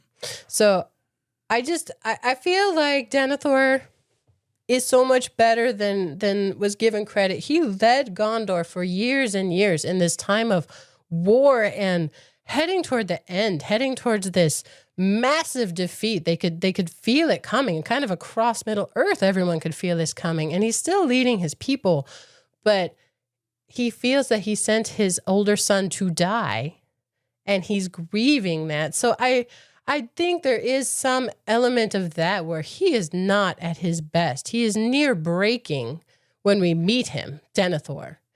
And so for Faramir to suffer the cost is so tragic. It really is, because this is layers of complexity and emotion of just sadness. And that's the enemy uses that, and Faramir pays for it. Yeah, yes, all that I find to be so true and so powerful. I agree that I don't like what they do with Denethor in the movies, although I love the actor. Oh, yeah. Incredible actor, so well cast, but they do rob him of his nobility. In the books, he is noble. Again, he's broken. He is literally broken. He's broken by the will of Sauron, but he is noble. And that doesn't come through in the movies like it does in the books. Yeah, in the movies, in general, I think the acting is fantastic. I think it's how it's written, is that the darkness is conveyed as darkness very well, but the light and nobility isn't conveyed as well as the dark is. That's just my general take with the movies. I enjoy them. Yeah. They're fine sometimes. Yeah. Much prefer the book. Right. Sorry. Not sorry. Well, the next unlikely heroes I have written are actually an entire group. It's not just one, it's a group. This is the army of the dead. You would not expect them to be heroes. I put them too. I call them the traitors in the paths of the dead. They're oath breakers, and this goes back to Isildur, who I've mentioned a few times. They had sworn to come to that battle, and they did not. And so Isildur cursed them. And so they live in this state of undeath, waiting for his heir to come and call them to fulfill their oaths. And Aragorn does. And he's awesome. And it's just incredible. And so the army of the dead, I would not expect them to be heroes, but without them, Aragorn doesn't make it to the Battle of the Pelennor Fields. They turn the tide, for sure. And I love that Aragorn restrains them. They're ready to charge ahead and just take out what they can and be done. He says no. And he restrains them till the right moment. And that's how they get the ships and make it to the battle on time.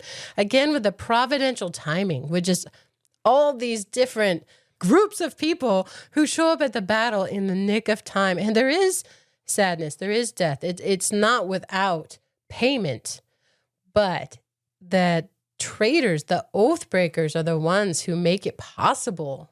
Amazing. Or Aragorn's ability to command them. How did he know about them? He's a descendant of Isildur. So that was just communicated down the line. Yeah, and he gets counsel and guidance from Elrond. Remember when the Dunedain show up and go with Aragorn on the Pass of the Dead, they bring guidance and counsel, and part of it is a reference to this story, this curse, and this prophecy.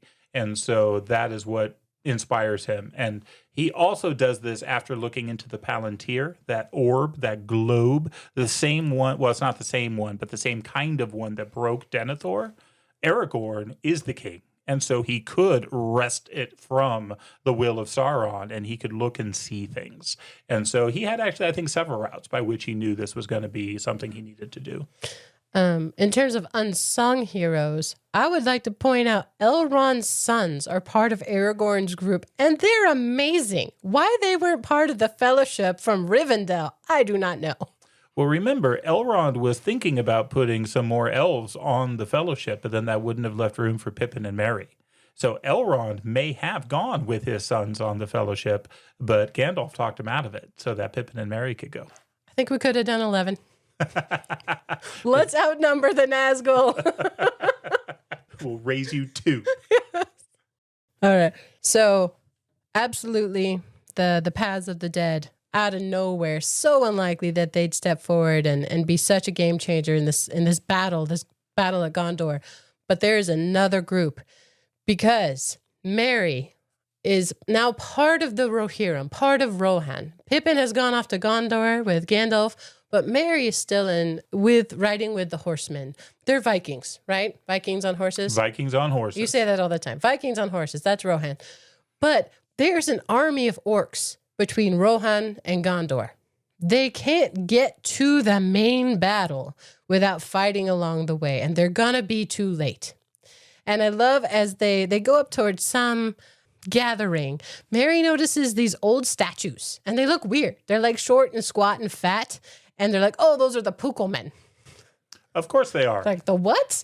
Clearly there's history here, and they're so faded. They've been there so long, centuries old. But he's looking at these statues and thinks, huh. But then they see them. These men, these wild men come out of the woods, and their chief's name is excellent, Gonbarigon. Mm-hmm. And they offer to help take the horsemen, the Rohirrim, through these wooden paths through the wood, so they can bypass this kind of blocking army, and they can get to the Battle of Gondor, the Battle of the Pelennor Fields, in time. Because Gondor has called. I love the signal fires, by the way, along the mountaintops, and the movie did that so cool. Nailed it. Great way of demonstrating that. Like the beacons. And so they're on their way. They're racing to get there in time. And these Pukelmen, these wild men, step forth to help. So unlikely. I have always loved the wild men of the wood. And after everything is set up, Aragorn gives them the forests. He gives them their land back, which is great. They're not even there. They're just listening. He just shouts into the forest because they are so silent and so their own people. But the whole reason they come out and they present themselves to Theoden is, again, this hatred of darkness, this hatred of evil. And they're not going to fight in this battle. That's not what they do. They're not going to win against, massed groups. but they can offer the skills they have. And Gonberry Gon talks about how, he's talking in this very thick kind of slow speech, and he's pointing out that he's not stupid. I mean, he tells them the actual number of their hosts. I mean, he's got so much depth to him. And again, the Rohirrim never would have made it without them. And so I've always loved them. But like much else in the trilogy, I've always wondered, is there more? Where do these guys come from? They're weird, right? They're not men quite. They're not hobbits. They seem to be their own thing. And where do they come from? I had the great fortune of reading through JRR Tolkien's Unfinished Tales. Now, he would have hated this because he didn't like publishing anything that was unfinished, but we owe an incredible debt to his son, that his son gathered a lot of material he'd been working on and published it. And so the Unfinished Tales, there's a chapter on a race of people called the Drug, D-R-U-G, or the Druidane, right? So the Drug. And I'm just going to read this description. So this is a group of people in the old times, largely around men. The elves didn't really interact with these. It was mostly men. And it says, they were not many, a few hundred maybe, living apart in families or small tribes, but in friendship as members of the same community.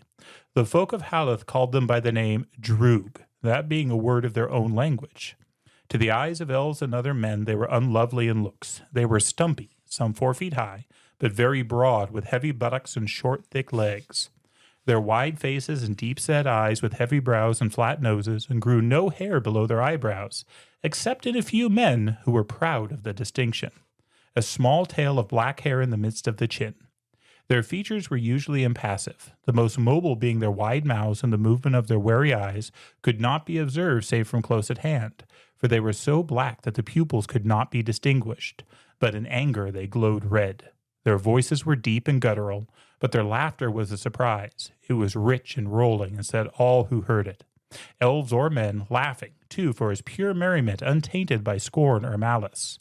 In peace they often laughed at work or play when other men might sing, but they could be relentless enemies, and when once aroused, their red wrath was slow to cool, though it showed no sign save the light in their eyes. For they fought in silence and did not exult in victory, not even over orcs, the only creatures for whom their hatred was implacable. And so this is a description of people that I think look very much like these Pukul men. But then he goes on to tell stories that these people were really honored and treasured as guardians because they had this weird interaction with stone. They would carve likenesses of themselves out of stone. And then as the stories go, and there's only a couple in here, but they're wonderful, the Drug could be far away, but that stone would somehow be connected to them. And if somebody tried to rob the house or come and attack, that stone would come to life and it would defend the place. And then later, if the stone took a hurt in the knee or the leg, the guy would start limping wherever he was at, however far away. So there's this fascinating connection, which again makes me think of these carved Pukul men along the way. And so I think there's a lot of tie into that. And this is just an example of how deeply Tolkien thought about things. Now, I could be totally wrong, and he might not have thought about this at all, but the similarities seem so close to me that I think that the wild men of the West are descendants of the Drug. Oh, even the description. Yeah, that matches immensely. And it's funny, the Rohirrim have heard of them and they can hear their drums. They know they're out there, but they're very remote. No one's ever seen one. They're not enemies, but it's one of those, my enemy's enemy is my friend. The Pukul men hate the orcs, so they help the Rohirrim. But I love this quote. Gonberry Gon, the father of his people says, wild men are wild, free, but not children. Just because he speaks slowly, he doesn't speak their tongue well. He's not dumb. And basically all he wants is space, freedom, stay out of our woods. And he tells the king of Rohan, he's like, well, if you live, I doubt it. If you live, please just stay out of my wood. Well, he can count. Yes. That's been clear. And the orcs, they got them on numbers. That's why we needed the traders, the paths of the dead. So all these different armies are descending upon the fields outside of Gondor at the same time, trying to get there. And it works. And I love that Gon, I think he's the first one who notices the change in the wind. Because it's been dark for days. Some kind of darkness has issued forth out of Mordor, out of the dark land, like dark clouds everywhere. Not storm, just dark. And he's the one who senses the change before the light shifts. But then even Merry can tell. He's like, oh, it is changing. Something's going on.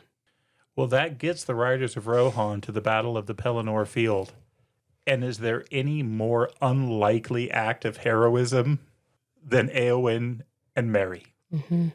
So Éowyn is Éomer's sister, and she has lived in darkness. She has watched her king and basically adopted father, I think he's uncle by birth, but just watched him be twisted and sickened, and she's been unable to do anything. But kind of like Boromir, she has that desire for action, but she's a woman. When the men all go to battle, it's her job. It's not that she doesn't have responsibility, but it's not to go fight. She stays behind. She gets the people to safety. She protects and cares in that way. But this woman is devastated. She hates her life, pretty much every bit of it. She doesn't feel like she's been born at the right time or the right body. She's in love with Aragorn, who doesn't want her. Well, she thinks she is, because she has this desire for noble action, noble deeds, and is disallowed from doing them. So she puts herself into it. She dresses as a man and rides to the battle with Merry in front of her. He's going to be excluded too. He's too small, and he'll slow somebody down. But they go together, and together they end up confronting the king of the Nazgul. She laughs at him. She laughs at him in the battle.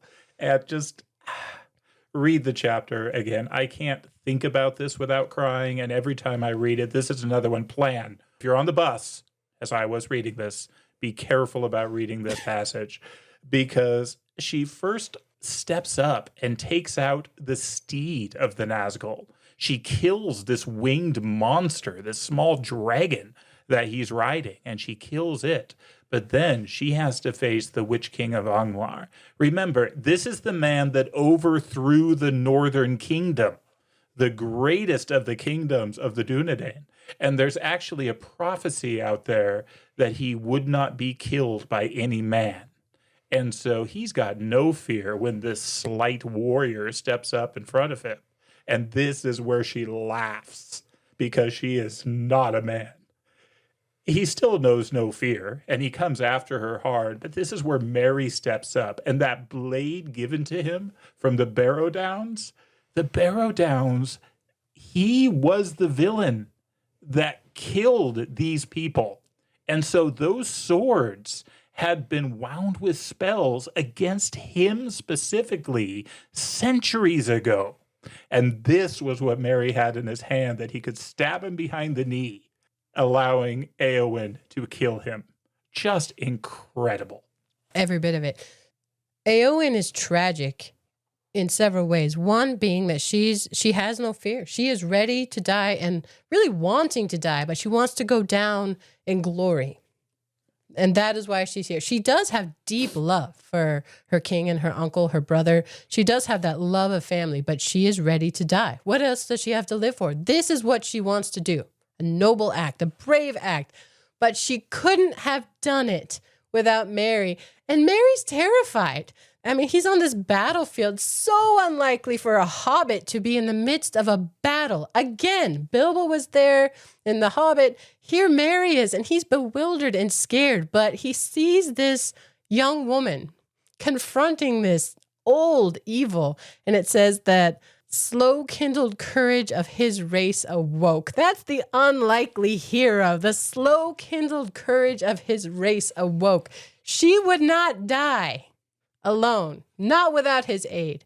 And that sword, that it says no other sword could have done it. No other swords that didn't have those spells wound into them in the blade itself. And he cripples this witch king, king of the Nazgul, and Éowyn finishes it. It's amazing. Back when I thought the prompt was unsung heroes, The one that I was going to say here, it's Prince Imrahil. Prince Imrahil is of the men of Gondor, but he's actually of Dol Amroth, which is like a suburb, I guess. It's a different city. So he's nobility, he's the prince, but he is not in the direct line, so he is not going to be king. They all think Éowyn is dead. They leave her on the field in honor because they think she's dead. And it's only Prince Imrahil that comes up to her afterwards and says, don't you have any doctors? She's alive. And takes her to the houses of healing. Mm-hmm. So without the prince, she may have died on that field before she could be healed, and Mary too. And so Prince Imrahil, strong work, man. Mm-hmm. So while this is happening on the field, Pippin's inside, very busy. And so this is, yet again, Pippin being an unlikely hero. There's a couple here. Yeah, Pippin, so important, because Merry just had his awesome moment. I mean, it doesn't get much better than that. But without Pippin, things would go black within the city, and this goes back to the saving of Faramir. Faramir had come under the spell of the Witch King, and he had been injured, and he was sick, and he was hurt, and he was dying. This broke his already broken father. Denethor, that had sent him out, could not handle this. It was too much. And so Denethor decides that he's going to choose his own death. He despairs and he's going to commit suicide. And he's also going to kill his son with him. But not just kill him. They are going to be consumed on a burial pyre in flame. Pippin cannot believe what he's seeing because Faramir is not dead. He does not understand what's going on. And so he goes and he runs for help. And as he's running for help, he's looking for Gandalf, but that's not who he finds first. He finds his friend Beregond of the Guard, and this is an unlikely hero. I mean, he's one of the warriors of Gondor. We meet him earlier, and he's great. He befriends Pippin, but he has a love for Faramir. And when Pippin tells him that Faramir is going to die, Beregond takes matters into his own hands, and he guards the opening so that men could not come in with fire to light the pier until Gandalf can get there. He breaks the law, and he kills to protect Faramir, his chosen leader, because Denethor is commanding this. This is not optional. It is completely wrong of him, like unlawful for him to do this. Because he also leaves his guard post, which is absolutely unlawful. It's interesting later, he's passed judgment upon him. At the end of the book, the rightful judgment for him is that he becomes basically an officer under Faramir for the rest of his days. It's wrong, but for the right reason, though he's protecting. He's trying to prevent this terrible evil. Faramir isn't dead. Pippin tries to tell Denethor over and over, he's not dead. But the steward's mind has been broken. He has seen these ships in this ball, this Palantir. He's shown these dark ships coming up the river, but he doesn't know that that's Aragorn. He doesn't know all the pieces, even the things that he does know, because Denethor is not stupid, are twisted to break his mind, twisted to break him his hope. If you can remove his hope, he's done, and it works for Denethor. Yeah. Which is tragic. But Faramir is saved because Pippin does find Gandalf, who's about to head out the gate to battle the Witch King. Gandalf was ready to go. That was in his mind, his battle to fight. That was his enemy. And instead, Éowyn and Merry fight that battle. Gandalf comes and takes care of Faramir. Which then brings Faramir into the Houses of Healing. And I love the Houses of Healing because you get the romance between Faramir and Éowyn, which is delightful. And it's not just the romance. It's truly healing. Yes. She was without hope. She wanted to die in that battle. She is given hope and healing in the houses. And I love when Aragorn comes in. Again, he's not an unlikely hero in this way. He's the king. But that the king has the hands of a healer. So the unlikely hero here is Eorith. Yes. Ioreth, wise woman of Gondor. And substitute for wise woman, chatty. Kind of a big mouth. Just loves to talk, loves to rant and ramble. But Aragorn keeps trying to get the herb masters, the lore masters of the city, to give him the things he needs. And they'll drop into these long-winded descriptions of history and learning that don't do any good. But it's Ioreth that's able to identify what he needs and to help him. And to also, Aragorn would never have been brought in for the healing if Ioreth hadn't said that phrase. The hands of the king are the hands of the healer. And Gandalf, who happens to know the king is outside, makes it happen. Yeah. And Aragorn is able to step in and is able to save Faramir and Éowyn and Merry, who had all come under the spell of the Black Breath. Well, and in terms of unlikely, like I mentioned before, that he has been a ranger. He has lived outdoors for so long, and he has that herb lore of medicines that he is able, it is his hands, but he also understands the medicines behind it and just prepared in the perfect ways for the task put before them. So even though things didn't go to plan, Gandalf didn't go battle the Witch King that was taken on by another, Denethor went crazy and that was broken, there's still healing and hope that comes out of it. It's very good. Very good. I only have a couple more here in The Lord of the Rings. What else do you have? I want to go back to Frodo and Sam.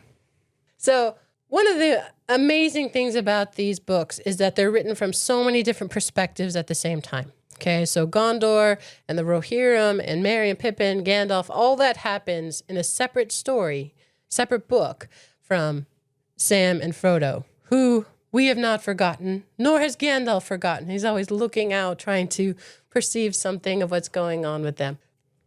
When Frodo and Sam meet Faramir in Ithilien, they have already adopted a guide, Gollum. Gollum is obsessed, beyond obsessed with the ring, and he follows them. He finds them. And Frodo takes him as a guide. And it's so interesting that the ropes from the elves burn him and he screams. And Sam thinks it's stupidity. Frodo, in his kindness, has Gollum make a vow, but he unties him.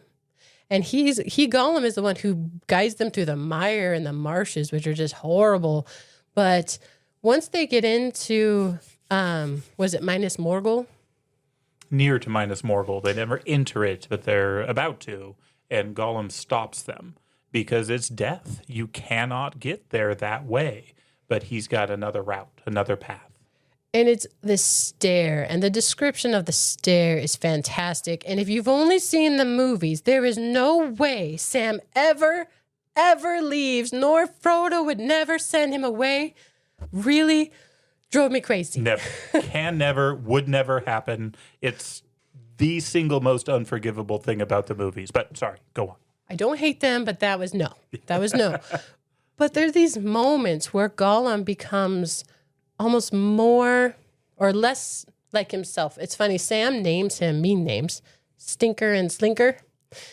And there are times when Gollum, he always has this glow in his eyes when he wants to eat something, or he wants something, that desire, bad desire. And at some point when I think Sam and Frodo fall asleep, they're just exhausted. And Gollum doesn't kill them. Gollum doesn't take the ring. They're entirely vulnerable. It says that that bad light fades out of his eyes. And this is the moment that I believe Tolkien called the biggest tragedy of the entire trilogy. Because Sam wakes up and sees Gollum pawing at his master. That's what he thinks, because he only thinks bad of Gollum. And rightfully so. Gollum is terrible and twisted. But that Gollum had this moment where he took a step back from that evil. And Sam, our chief hero, really messed it up. He assumed evil of him, and so Gollum does evil. That is such a powerful and important part. And it speaks to how well Tolkien wrote this, how layered and textured it is. Because up to this point, Sam is borderline perfect. And for the rest of it, borderline perfect. He is the ultimate faithful servant and friend through everything. Yet it was that decision in that moment that this poor, tired hobbit snapped. Totally understandable, but he had no idea what he was setting in motion with that action. Because from that point on, Gollum was irredeemable. There may have been a moment of grace there where Gollum would have gone. But what that then turns into is the stair. Because at the top of the stair is something that Gollum is planning. It is Shelob at the top of Cirith Ungol. This is the part that made me cry in the car. She's this nasty, evil giant spider. And there is bravery, there is battle. Frodo pulls out this light that was a gift, the light of Eärendil, that was given to him way back in Lothlorien, and it shines the brighter for the darkness. But in the end, Sam thinks Frodo is killed, and Frodo is taken into a tower, one of the dark towers. Sam learns Frodo's not dead. He was stabbed with this poison, this nasty spider poison, so he looked like he was dead. Sam had taken the ring, and it says that's when he despaired, when he took the ring from Frodo, and Frodo didn't respond. That was when Sam knew he was dead. Yeah, he must be dead, because that's the only way he would not respond, by having the ring taken from him. But the whole adventure with Sam, I mean, so unlikely for this little hobbit to barge into this dark tower to save his master with a ring that, one, is impossibly heavy, and two, he can't really use it. He too has this knowledge that it's not safe for him to use it there. And yet somehow the orcs all take each other out and it works. And it's just so brave. But can you imagine reading to the end of book 2, where Sam is weeping on the other side of the wall? He can't get in. And Frodo, he knows Frodo's alive now, but just waiting for that next book to come out? I would not be okay. Miserable. Oh my gosh. Yeah, I couldn't handle it. I mean, just... that is the cliffhanger of cliffhangers, and yes. And then book 3, The Return of the King, does not start with Sam, which is it rude. Doesn't. I noticed. Anyway, Sam, again, chief hero, but so unlikely for it all to happen. The most unlikely, maybe not the most, so unlikely, he gives the ring back to Frodo. Frodo freaks out when he wakes up. Give it to me. And it's bad, a bad look on him. Frodo is being consumed by this ring. But Sam relinquishes it. Him and Bilbo are the only two I know of to ever choose to let go of it once they've held it. As far as I know, that is correct. We've already talked about the Eagles. Those were the next unlikely hero on my list. Well, okay, if you're going to jump there, Gollum. I think Gollum is the most unlikely of heroes. And I don't know if you can call him a hero, but even Tolkien says there is no way Frodo could have let go of the ring himself. He did not have the strength. He exhausted himself beyond endurance, which is amazing. But at the end, at that final moment, he couldn't do it. He wouldn't do it. Sam's not going to take it from him. No way. Gollum, who, as you say, at this point is irredeemable. He's fully consumed by a desire for this ring. He is the one who chomps off Frodo's finger and falls into the lava, and in the end destroys the ring. Gollum. I thought about this and almost put him on my list, but in the end I didn't, because I don't think he is a hero. I think he's a necessary plot point. He's definitely a MacGuffin, an agent, a catalyst. A MacGuffin. Yeah, he's something necessary for the completion of the story, but I think intent matters. Yeah. And I think to be a hero, there has to be at least the intent of doing good or doing right or doing your duty. And Gollum had none of that in that moment. Now, at earlier stages, maybe we could say he did some, because he does save them from going into Minas Morgul. He does guide them. And he does it, honestly, with a lot of self-deprivation. He won't eat the elves' waybread. And so there are some heroic things, maybe. But in the end, the reason I didn't put him on my list is unlikely, yes, hero, I would say no. I told you, I'm fixing on this unlikely concept. Such an unlikely outcome. And I don't know if you can think back to the first time you read it. I did not see it coming. Because I wondered, how would Frodo get rid of it? He can't. I thought he'd jump in. I thought Frodo was going to go into the mountain and stay there. And it's not him. It's Gollum. So unlikely twist. Maybe that's can we call it the eucatastrophe? I mean, usually that comes with joy. And I'm not joyful that Gollum, he's so tragic. He incites pity in these sweet creatures. Frodo and Bilbo, they pity him. And that actually is he's not an unlikely hero. He's like a traitor's traitor. He betrays everything to the point that it's like a double negative. It turns out right. Yeah. But not for him. Not for him. I do think you can call this a eucatastrophe. The destruction of the ring is an unexpected turn that leads to good for the world. I think the rescue by the Eagles is also a eucatastrophe for Frodo and Sam. And the Eagles, we've already talked about them. They're wonderful. They are unlikely heroes, and they come and rescue them. They save them in this moment. I have one more from the trilogy, and it's when they get back to the Shire. Do you have other ones? I have one more when they get back. I already talked about Fatty Bulger, and I'm wondering if you and I have the same other one. Lobelia. Yes! Tell us about Lobelia. Lobelia is a, cousin of Bilbo? She's in The Hobbit. Their family's in The Hobbit where they just want the stuff. They want Bag End. They're not very nice. She is a Sackville Baggins. So she's a Baggins married into the Sackville family. And yeah, they've been wanting Bag End for decades. They were so mad at Frodo when he became Bilbo's heir. Well, they were mad at Bilbo for coming back. And she never gives back the spoons. It's almost comic relief because the problems are small inside the Shire prior to this time. But Lobelia, her son becomes basically a gang leader inside the Shire. The scouring of the Shire, as you mentioned, is very important in the book. But she fights back. And it says that she's released from the tunnels, those prison tunnels, just like Freddy. Frediger. What's his name? Frediger Bulger. Fatty Bulger. But Frodo walks her out, and it says she's touched because people cheer for her, and nobody's ever liked her before. She's always been the kind of cranky cousin nobody likes. Not good news. But she's very touched by this, and so when she dies, I think a year after the scouring of the Shire, it says that she had left all of her money to Frodo for him to use in helping hobbits made homeless by all the troubles. I love it.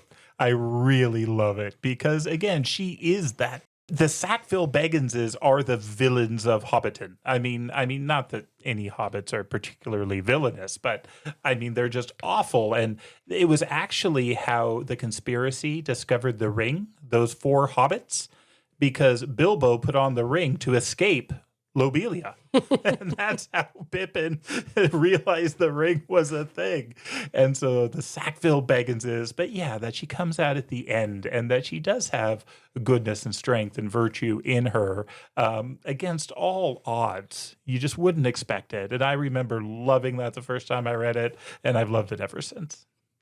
That's all mine from The Lord of the Rings, although we skip so much and they're so wonderful. I really do recommend reading them. And we will, at some point, go through the books kind of start to finish. But that is not the prompt for today. Nope. So, brother, what are your unlikely heroes remaining? So I just pulled a couple, and I really do mean just a few, out of the Silmarillion.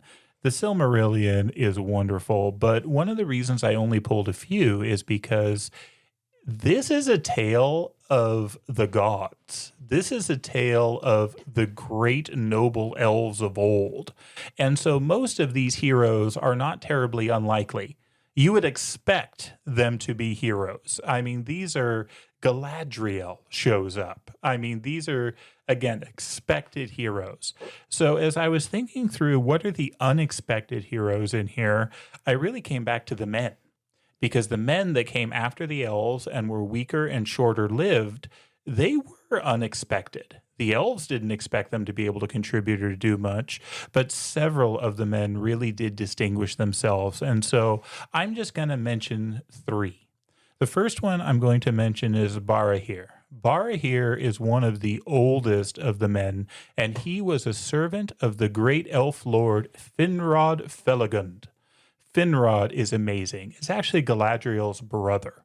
He was the lord of an elven kingdom called Nargothrond, and he was amazing. Sauron is involved in these, but he's a lieutenant of Morgoth. Morgoth the Black is the Satan figure in this mythology and so incredibly powerful. And there's this series of these great battles that happen. And one of them is called the Dagor Bragollach, the Battle of Sudden Flame. This is where the dragons make their appearance. Morgoth had an impressive research and development department. He was creating all sorts of weapons of war and strange things like orcs, and he made dragons. And the first one, Galarong. And so we have an army of dragons and balrogs and orcs and trolls. And this is the battle that Barahir makes his name in. And so I'm just going to read this pass. There King Finrod Felagund, hastening from the south, was cut off from his people and surrounded with small company in the fen of Serek. And he would have been slain or taken, but Barahir came up with his bravest of men and rescued him, and made a wall of spears about him, and they cut their way out of battle with great loss. Then Felagund escaped, and returning to his deep fortress Nargothrond, but he swore an oath of abiding friendship and aid in every need to Barahir and all his kin, and in token of his vow he gave to Barahir his ring. That ring shows up all over the place, because that is a gift from this great elf lord to a human, to a mortal who saved his life. And it plays a role over and over and over again. And so the elves did not expect much from the men, but Barahir here saves the life of this king, and we see the value of the men in battle. Barahir is the father of Beren. And I won't tell the whole story of Beren One Hand, but it's a great story. Beren is what Tolkien had on his tombstone, and he put Luthien, Beren's love, on his wife's tombstone. Just incredible. So, unlikely hero. Beren is definitely an unlikely hero. He comes from just utter destruction to achieve the greatest quest in all of the Silmarillion. Just amazing. The other unlikely hero is involved in that quest, and it's a dog, Huan. Huan is a great dog of the elder age that assists Beren and Luthien. And again, I'm not going to go over the whole story because it should just be enjoyed in its own right. But he is wonderful, and if you want to know how awesome he is, at one point there's a prophecy that he's going to be killed by the greatest dog ever. So Sauron thinks, well, that could be me, and turns himself into a dog. Huan owns him. That is how great Huan is. So wonderful, unlikely hero. And then the last one is actually in some ways my favorite paragraph out of the Silmarillion. And this is Hurin. Hurin is another one of the men. And Hurin is probably most well known as the father of Turin. Sad, sad story. Very, very sad. But the story of Hurin starts with an act of such extreme heroism that is so unlikely that it moves me to tears. One of these great battles is called the Battle of Unnumbered Tears. So this is the Nirnaeth Arnoediad. And in this one, the elven races essentially are doomed and fall. But Hurin, as well as a couple other men, stands to hold the pass so that the elven king of Gondolin can escape. And while he is doing it, this massive army comes on him. And I'm just going to read this because it's stunning. Last of all, Hurin stood alone. Then he cast aside his shield and wielded an axe two-handed. And it is sung that the axe smoked in the black blood of the troll guard of Gothmog until it withered. And each time that he slew, Hurin cried, Are into lava, day shall come again. 70 times he uttered that cry, but they took him at last alive by the command of Morgoth. For the orcs grappled with him with their hands, which clung to him still, though he hewed off their arms. And ever their numbers were renewed, until at last he fell buried beneath them. that is awesome. Well, we can't end with that. No, we can't end with that. So as I was prepping for this, it dawned on me that just about every one of Tolkien's works is full of unlikely heroes. On this podcast, we have done Leaf by Niggle. You don't get more unlikely than Little Niggle or Perish that are unlikely heroes in their own way. We have done Farmer Giles of Ham. You don't get more unlikely than that the crusty farmer who ends up becoming a king of the little kingdom. We have done Roverandom, an unlikely hero, a small dog turned into a toy and ends up going on these great adventures. In some ways, I think all of Tolkien is unlikely heroes. I think that is what makes his story so moving and so fantastic. But this shouldn't surprise us because I think he tells us this himself. I'm going to go back to the unlikely hero Bilbo in The Hobbit when he is seeing Gandalf but doesn't know him. But then he recognizes him. And we've read this before on the show, but I'm going to read it again. Gandalf? Gandalf? Good gracious me. Not the wandering wizard that gave the old Took a pair of magic diamond studs that fastened themselves and never came undone till ordered? Not the fellow who used to tell such wonderful tales at parties about dragons and goblins and giants and the rescue of princesses and the unexpected luck of widows' sons? I think that's what Tolkien loved in story. He loved things that were marvelous. A pair of cufflinks that wouldn't come undone until commanded. A magical, wonderful item. We see that in the Silmarils. We see that in the mithril coat of Bilbo. We see that in the ring that lets him disappear. We see these magical items. Bilbo loved those about the stories of Gandalf, and I think Tolkien loved those about the stories he wrote. And then the adventures, right? Dragons and goblins and giants. Bilbo loved those in the stories, and I think Tolkien loved telling those stories. But then finally, the unexpected luck of widows' sons. The unlikely heroes in all these fairy tales. That is what makes the fairy tales wonderful. I think Tolkien tells us himself right here through the voice of Bilbo that that's what he loves to write. I don't think it's only unlikely heroes. It's just unlikely events, unlikely friends. So you mentioned Legolas briefly. Legolas and Gimli are 2 of the 9 in the Fellowship. And as you said, there's this long history of enmity and hatred between elves and dwarves. They become fast friends. They travel together to learn what the other one cares about and loves because, not because they have interest in the other stuff, but because their friend loves it. And I love those kinds of unlikely pairings and that he does it in a believable way.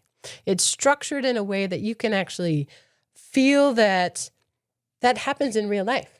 Things like that happen all the time. These kinships, these bondings, and where I think it's a George MacDonald concept where in Photogen and Nycteris, where they learn to love the other more, the day and the night more, because it's the person they love loves it. I think those kind of unlikely pairings are in here so frequently as well. And it's fantastic. And with that, we'll turn the page, and we hope you join us for the next chapter.